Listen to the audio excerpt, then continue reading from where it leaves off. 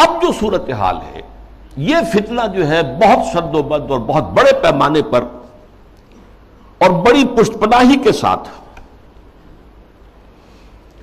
مغرب کے زیر اثر اور دجال جو اس وقت ہے دجاجلہ میں سے ایک بہت بڑا دجال جو ہے امریکہ اور شخصی طور پر بش، اس کی ریشہ دوانی اور اس کی پشت پناہی اور اس کی تائید اور اس کی مدد سے جو فتنہ اٹھ رہا ہے، اس کا ہدف کیا ہے؟ اسلامی تہذیب کی بیخکنی کرنا، اور اس کا حربہ کیا ہے؟ تفریق بین اللہ والرسل۔ اللہ کو مانو، قرآن کو مانو اور اس کی من مانی تعبیر کرو، رسولوں کو چھوڑو، رسول کی بات کو چھوڑو۔ وہ تھے تو اپنے وقت کے لیے تھے، ایک وقتی کلچر انہوں نے پیدا کر دیا تھا، ایک وقتی نظام پیدا کر دیا تھا، وہ لوگوں کی اس وقت کی ذہنی سطح کے مطابق تھا، اس وقت کے ماحول کے مطابق تھا، یہ کوئی مستقل اور دائمی شے نہیں۔ حربہ یہ ہے۔ اس ضمن میں اب میں ذرا تھوڑا سا تاریخی پس منظر بیان کروں۔ دیکھیے اس وقت جو ہے شیطان لعین اور اس کے سب سے بڑے ایجنٹ کے ذریعے سے دجالیت جو مرحلہ وار آگے بڑھی ہے، اس موضوع پر میں تقریر اسی جگہ پر کر چکا ہوں 22 فروری 2004 کو، 2.25 سال پہلے، موجودہ عالمی حالات میں اسلام کا مستقبل کے عنوان سے۔ سب سے پہلی دجالیت جو آئی دنیا میں وہ ریاست اور سیاست کے میدان میں آئی سیکولرزم کے عنوان سے۔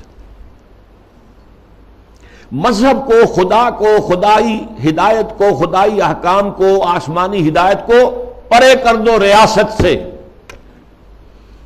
ریاست، قانون، یہ انسانوں کا کام ہے بنانا۔ ہیومن سوورنٹی، پاپولر سوورنٹی، عوام خود حاکم ہیں، وہ اپنے نمائندوں کے ذریعے سے جو چاہیں کہ قانون بنائیں گے۔ رکھ دو، اللہ کو مسجد میں بند کرو اور خدا کو جو ہے جہاں چاہو بند کر دو، ہمارے ایوان حکومت میں نہیں آئے گا، ہمارے قانون ساز ادارے میں وہ نہیں آئے گا، حاکمیت اس کی نہیں ہے، حاکمیت عوام کی۔ یہ دجالیت کا یہ سب سے بڑا وار، سب سے پہلا چیز ہی سب سے اہم بھی ہوتی ہے، اور یہ گلوبل ہو چکی ہے پوری دنیا میں، پوری دنیا۔ واقعہ یہ ہے کہ اللہ کے خلاف، خدا کے خلاف اس سے بڑی بغاوت آج تک نہیں ہوئی۔ اس سے پہلے کیا ہوتا تھا؟ ایک بڑے خدا کو ماننے کے ساتھ چھوٹے چھوٹے خدا بھی مان لیے، بس شرک ہوتا تھا۔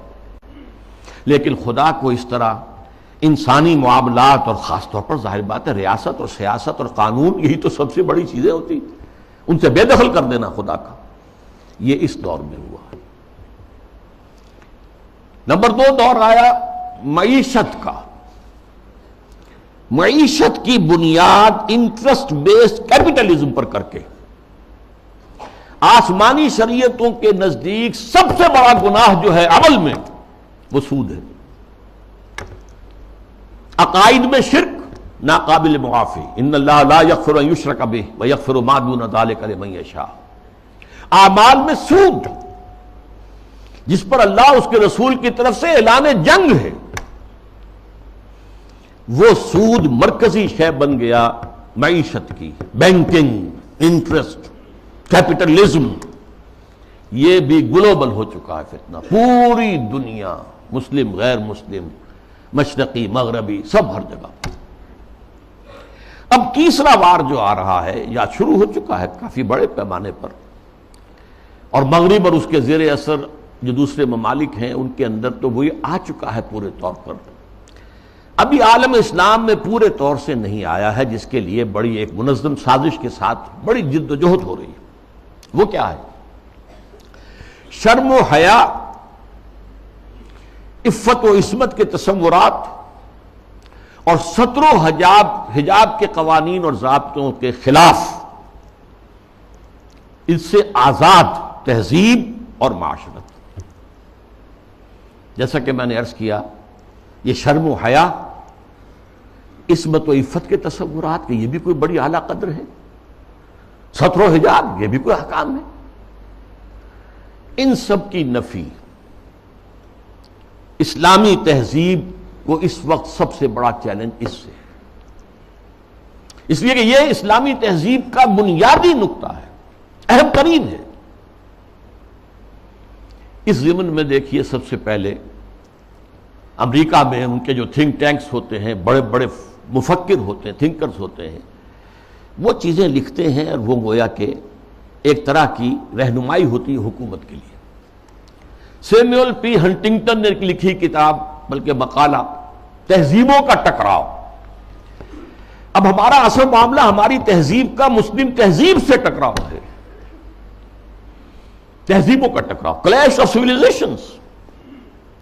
اور اس میں اس نے تجزیہ کیا، یہ چیزیں پہلے بھی بیان ہوئی ہیں، لیکن اس وقت ایک خاص موضوع کے تحت میں ترتیب کے ساتھ ان چیزوں کو لا رہا ہوں۔ اس نے کہا کہ ٹوائنبی نے کہا ہے کہ دنیا میں آج تک کل 20 تہذیبیں قائم ہوئیں، ان میں سے 12 تو مر چکی، ختم ہو گئی، نسیم منسیہ ہو گئی، 8 ابھی موجود ہیں۔ ایک ہماری مغربی تہذیب ہے، 7 اور ہیں۔ ان 7 میں سے بھی 5 تو ایسی ہیں جنہیں ہم آسانی سے ایسیمیلیٹ کر سکتے ہیں۔ انڈین سویلائزیشن آسانی سے ایسیمیلیٹ ہو گئی، وہی کلچر، وہی تہذیب، وہی بے پردگی، وہی اریانی پہلے بھی تھی اب بھی آ گئی، وہی ناچ گانا وہ پہلے بھی تھا اب اور زیادہ ہو گیا، لہذا تہذیبی ٹکراؤ وہاں تو ہے ہی نہیں۔ تو دو جو تہذیبیں ہیں وہ ہمارے لیے چیلنج ہیں، وہ لوہے کے چنے ہیں، انہیں چبانے میں وقت لگے گا۔ ایک مسلم سویلائزیشن اور ایک کنفیوشین سویلائزیشن۔ کنفیوشین سویلائزیشن کے بارے میں تو میں اس وقت نہیں سمجھا تھا کہ یہ کیا واقعی کوئی چین کے اندر یا اس کے آس پاس کے ممالک میں جو بدھ مت کے پیروکار شمار ہوتے ہیں، کوئی واقعی کوئی تہذیب کنفیوشس کے حوالے سے ہے۔ ابھی حال ہی میں نیوز ویک کا ایک پرچہ چھپا ہے جس کا مین مضمون تھا کنفیوشس کا احیاء، ریوائول۔ تو یہ ہو رہا ہے چین میں اس وقت۔ لیکن یہ کہ اصل ہمارا جو مطلب ہے اس وقت، ہمارا موضوع ہے وہ مسلم سویلائزیشن ہے۔ اس نے اسے بھی شمار کیا ہے کہ یہ بھی ہمارے لیے بہت بڑا چیلنج۔ یہ دوسرا دجالیت کا دور پوری دنیا میں بھی آیا، بینکنگ، انٹرسٹ بیسڈ کیپٹلزم، اور کچھ اسلامی ممالک کے اندر بھی، جیسا کہ میں نے عرض کیا کہ اس راستے سے چور دروازوں سے داخل